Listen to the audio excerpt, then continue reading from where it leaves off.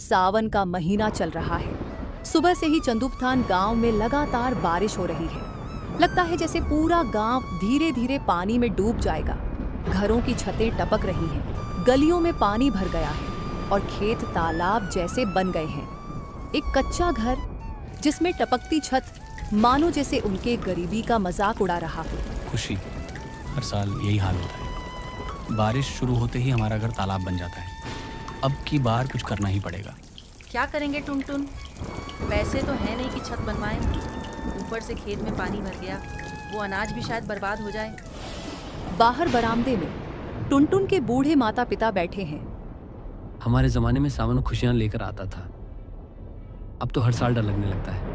भगवान सब देख रहा है, लेकिन लगता है जैसे अब धरती को भी तकलीफ होने लगी है। बारिश की बूंदों के साथ इस गांव में चिंता, डर और अनिश्चितता भी उतर आई थी। लेकिन इसी पानी के बीच कहीं एक उम्मीद की किरण भी थी। शायद इस बार सब ठीक हो जाए। चंदूबथान गांव के पुराने शिव मंदिर में हर सुबह आरती की मधुर ध्वनि गूंजती है। उसी मंदिर में टुनटुन के पिता रमेश जी और माता अलमंती दिन भर भगवान शिव की सेवा में लगे रहते हैं। पूजा, सफाई, दीप जलाना, यही उनकी दिनचर्या है। यहीं से इन्हें जो मिलता उसी में खुश रहते। हे भोलेनाथ, हमारे गांव पर अपनी कृपा बनाए रखना। जो थोड़ी सी फसल बची है वही सबकी उम्मीद है। आजकल तो भगवान को भी गांव की हालत देखकर दुख होता होगा। इधर मंदिर में पूजा चल रही थी तो उधर खेतों में संघर्ष। टुनटुन और उसकी पत्नी खुशी अपने छोटे से खेत को बचाने के लिए दिन रात मेहनत कर रहे थे। अगर ये फसल भी चली गई खुशी, तो हमारे पास कुछ नहीं बचेगा। भगवान सब देख रहा है टुनटुन, कभी तो हमारी मेहनत रंग लाएगी। एक ओर मंदिर की घंटियां थीं और दूसरी ओर खेत की खामोश लड़ाई। लेकिन दोनों जगह एक चीज समान थी, आस्था। कोई भगवान पर, कोई मेहनत पर। जहां एक ओर टुनटुन और उसका परिवार ईमानदारी और मेहनत से जी रहा था, वहीं उसी गांव में रहता था गोलू उस्ताद, एक चालाक, स्वार्थी और अकड़ू आदमी।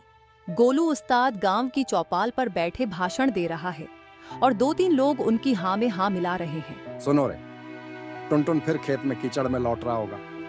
मेहनत करने से अमीरी आती तो सबसे पहले बैल राजा बन जाते। हाँ उस्ताद, वो तो बेचारा दिन रात मिट्टी में उलझा रहता है, फिर भी पक्का छप्पर तक नसीब नहीं। उसी समय टुनटुन खेत से लौट रहा था और चौपाल में गोलू उसे देखकर बोला, क्यों रे टुनटुन, आज भी भगवान ने बारिश नहीं भेजा तुझ पर दया करने के लिए? गोलू भैया, भगवान की दया मेहनत करने वालों पर ही होती है, किसी को नीचा दिखाने वालों पर नहीं। टुनटुन चुप था, लेकिन कमजोर नहीं। उसकी मेहनत उसकी ताकत थी और गोलू की चालाकी एक दिन उसी पर भारी पड़ने वाली थी। पर अभी वो वक्त नहीं आया था।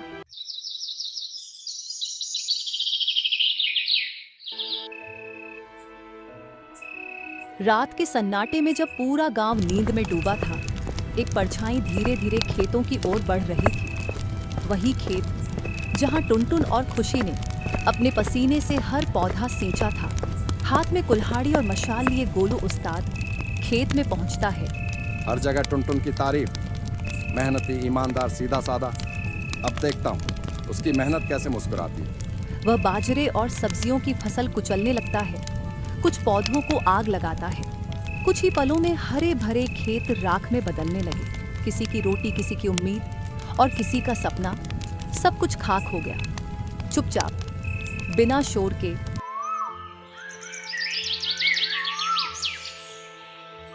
अगली सुबह टुनटुन और खुशी खेत पर पहुंचते हैं। खुशी, देखो हमारी फसल, ये किसने किया? हे भगवान, ये तो पूरा उजड़ गया, कुछ भी नहीं बचा। जिस मिट्टी से उन्होंने जीवन बोया था, उसी में अब राख और लाचारी फैली थी। सवाल ये नहीं था कि ऐसा किसने किया, सवाल था अब आगे क्या। फसल के उजड़ने के बाद घर में एक अजीब सी खामोशी थी। कोई कुछ बोल नहीं रहा था, लेकिन सबकी आंखें बहुत कुछ कह रही थीं।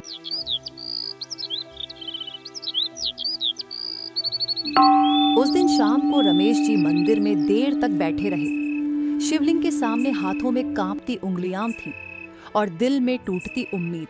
भोलेनाथ, मेरे बेटे टुनटुन की मेहनत मिट्टी में मिल गई। हमारे पास अब कुछ नहीं बचा प्रभु। खेत जल गया, अन्न चुक गया। क्या यही हमारा भाग्य है? आंखों से बहते आंसुओं के साथ उन्होंने शिवलिंग के पास मस्तक टेक दिया।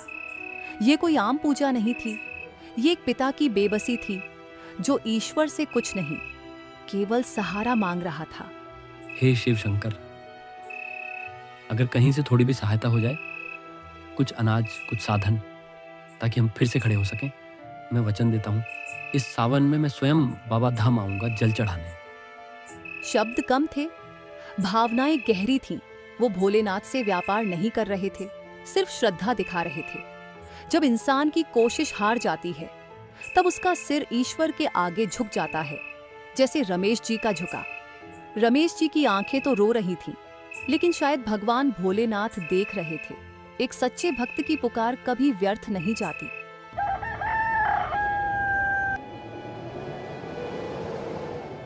अगली सुबह जैसे ही रमेश जी ने घर का दरवाजा खोला, उनका विश्वास चौंक गया। हे भोलेनाथ, ये क्या? घर में अनाज की बोरियां, चावल, दाल, गेहूं, ये सब कहाँ से आया? ये तो चमत्कार है, ये तो आपकी कृपा है। किसी को नहीं पता चला कि वो अनाज कहाँ से आया। ना कोई बैलगाड़ी दिखी, ना कोई आदमी, लेकिन वो सच था और यही चमत्कार था। रमेश जी ने शिवलिंग के सामने हाथ जोड़े और कहा, प्रभु, आपने एक बूढ़े पुजारी की पुकार सुन ली। अब वादा निभाने की बारी मेरी है। मैं इसी सोमवार को आते ही बाबा धाम जाकर जल चढ़ाऊंगा, यही मेरा प्रण है। समय बीतता गया और वह दिन यानी कि सोमवार आया।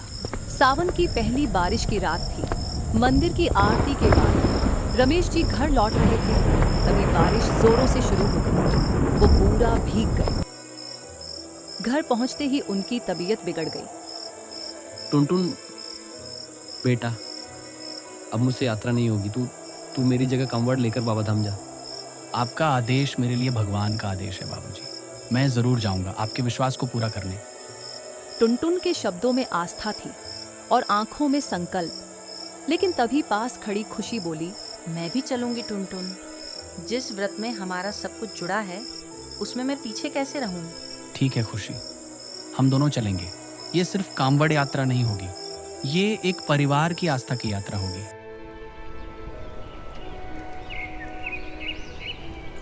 और यूं बारिश में भीगी रात ने एक नई शुरुआत की। आस्था, प्रेम और संकल्प की यात्रा अब शुरू होने वाली थी। और आज सुबह से ही बारिश हो रही है। सावन की पहली घटा पूरे चंदू पथान पर उतर आई है। उसी बारिश में भीगा टुनटुन अपने घर में खड़ा है, हाथ में कांवड़ और आंखों में दृढ़ निश्चय। तो अब समय आ गया है बाबूजी, आपका व्रत अब मेरा है और मैं उसे पूरे मन से निभाऊंगा। घर के अंदर रमेश जी खांस रहे हैं, अलमंती सिरहाने बैठी है, लेकिन उनका मन कहीं और है। वो अपने बेटे को देख रहे हैं और अंदर ही अंदर गर्व महसूस कर रहे हैं। मेरा व्रत अधूरा नहीं रहना चाहिए। टुनटुन, खुशी का ध्यान रखना बेटा। ये यात्रा सिर्फ पैरों की नहीं, आत्मा की भी परीक्षा लेती है। हाँ बाबूजी, आपकी सीख ही मेरा रास्ता है और भोलेनाथ मेरी मंजिल। खुशी ने भी कमर कस ली थी। माथे पर चंदन, आंखों में तेज और पैरों में विश्वास। पति के साथ वो हर कदम चलने को तैयार थी। कांवड़ उठाना सिर्फ पुरुषों का काम नहीं। टुनटुन, जब दुख में साथ थी तो आस्था में कैसे पीछे रहूं? सड़कें कीचड़ से भरी थीं, आसमान अब भी बरस रहा था, लेकिन उन दोनों की राह अब साफ थी, बाबा धाम की ओर। और इस तरह चंदूपथान गांव के दो सच्चे श्रद्धालु निकल पड़े, एक ऐसी यात्रा पर जो न सिर्फ शिव तक पहुंचेगी, बल्कि उनके अंदर के शिव को भी जगा देगी। बारिश लगातार हो रही थी, रास्ता कीचड़ से भरा था, पैर फिसलते थे, लेकिन टुनटुन और खुशी की आस्था जरा भी नहीं डगमगाई। दोनों हाथों में कांवड़ लिए, सिर झुकाए, कदम दर कदम चंदूबथान से सुल्तानगंज की ओर बढ़ते गए। सोचा नहीं था कि इतना लंबा रास्ता यूं भीगते भीगते तय करेंगे, लेकिन मन को बड़ा सुकून मिल रहा है। जिस रास्ते पर विश्वास हो खुशी, वहाँ थकान भी पुण्य लगती है। बस बाबा तक पहुँच जाएं, यही मनोकामना है। सड़क के किनारे कई कांवड़िए मिलते, कुछ भजन गाते, कुछ जयकारे लगाते, और उन सब के बीच ये जोड़ा भी चलता रहा, चुपचाप, डूबे हुए। बेटा, पहली बार निकले हो? हाँ बाबा, पहली बार बाबूजी की कसम निभाने निकला हूँ। आखिरकार एक लंबी कठिन यात्रा के बाद सुल्तानगंज की धरती पर उनके पैर पड़े।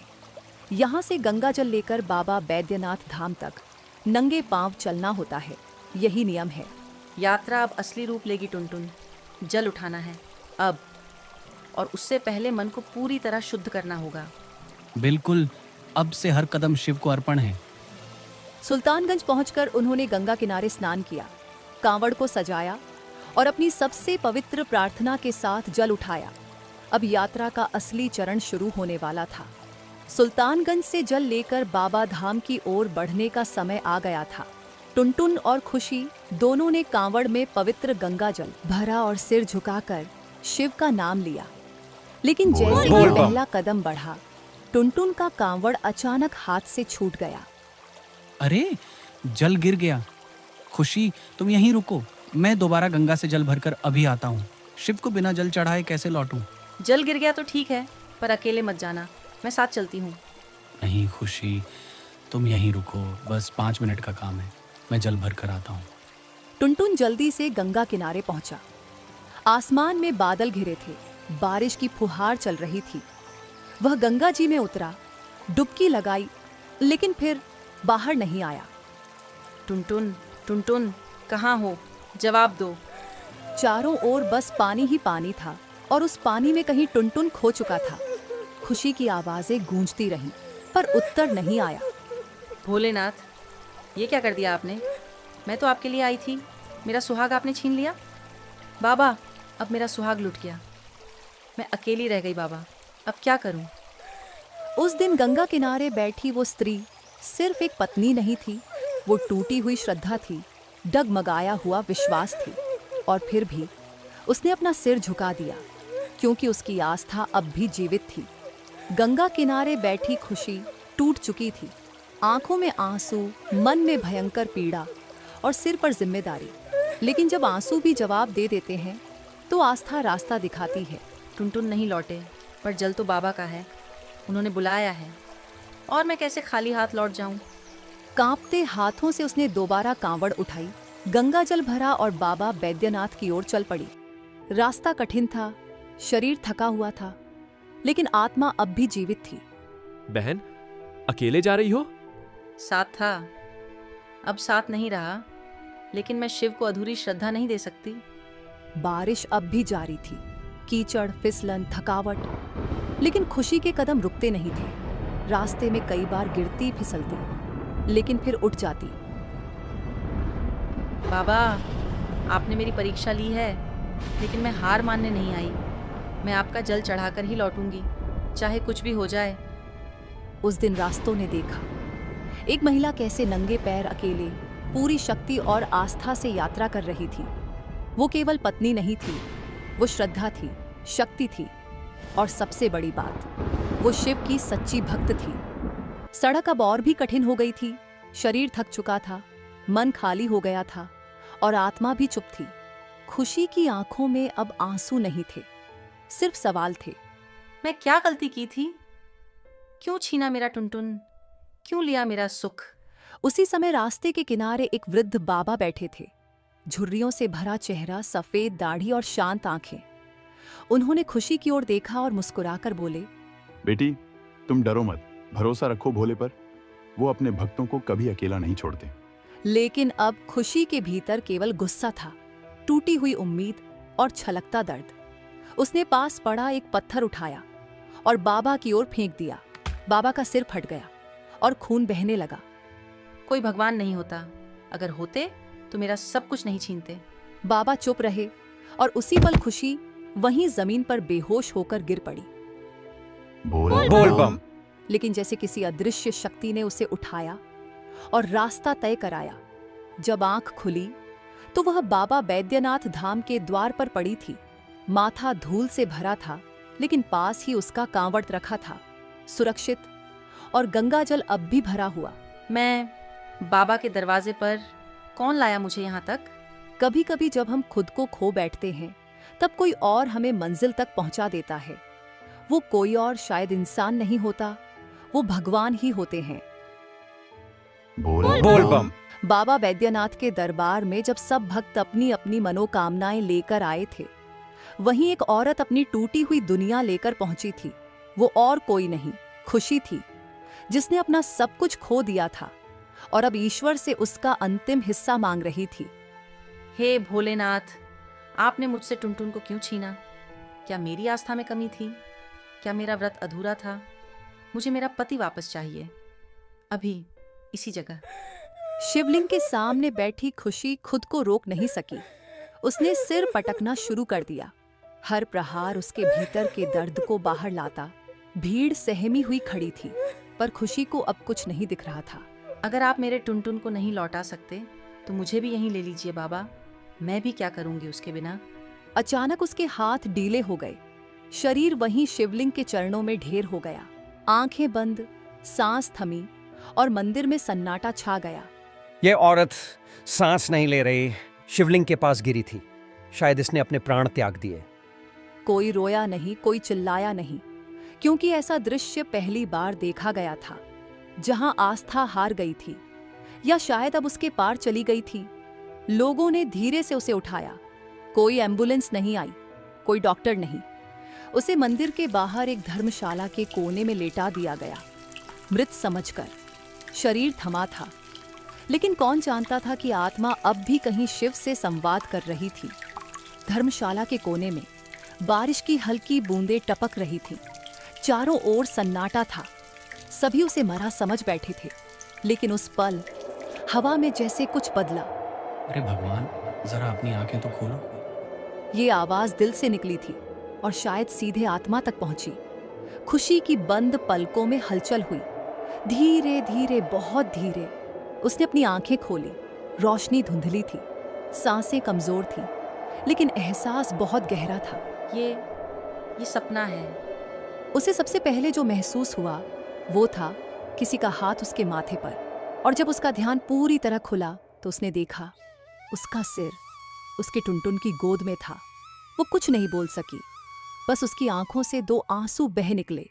इस बार दुख के नहीं, बल्कि चमत्कार और प्रेम की गहराई के आंसू। जैसे ही टुनटुन की गोद में सिर रखकर खुशी ने आंखें खोली, उसने सबसे पहले हाथ जोड़कर भगवान शिव को प्रणाम किया। आंखों में आंसू थे, लेकिन अब डर नहीं, केवल धन्यवाद। हे भोलेनाथ, ये तेरा कैसा चमत्कार है प्रभु। जिसको मैंने खो दिया था वही आज मेरी आंखों के सामने बैठा है। कहाँ चले गए थे मुझे छोड़कर तुम?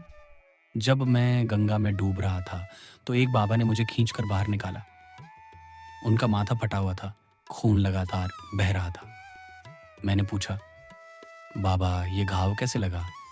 तो उन्होंने कहा, मेरी एक पगली बेटी ने पत्थर मार दिया है, उसकी कोई गलती नहीं, वो बस टूटी हुई थी। और फिर उन्होंने कहा, तेरी धर्मपत्नी तेरा इंतजार कर रही है, जब उसका रो रो कर बुरा हाल हो गया है। इतना सुनते ही खुशी का चेहरा फक पड़ गया। उसकी आंखें भर आईं। टुनटुन जी, मैं भी तो एक बूढ़े बाबा को सिर पर पत्थर मार चुकी हूँ।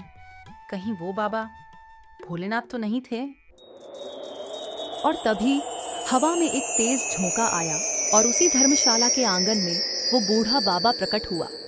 लेकिन इस बार वह रूप बदल चुका था। वो स्वयं महादेव थे, शिवशंकर। मैंने तुम्हारी परीक्षा ली थी। तुम दोनों ने प्रेम, आस्था और त्याग में उत्तीर्ण हो।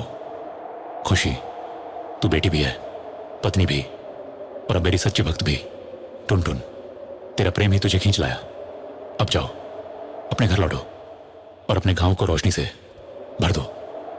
और हाँ, थरथरी टून्स को सब्सक्राइब जरूर कर लेना। दोनों शिव के चरणों में गिर पड़े, आंसुओं में भीगे हुए।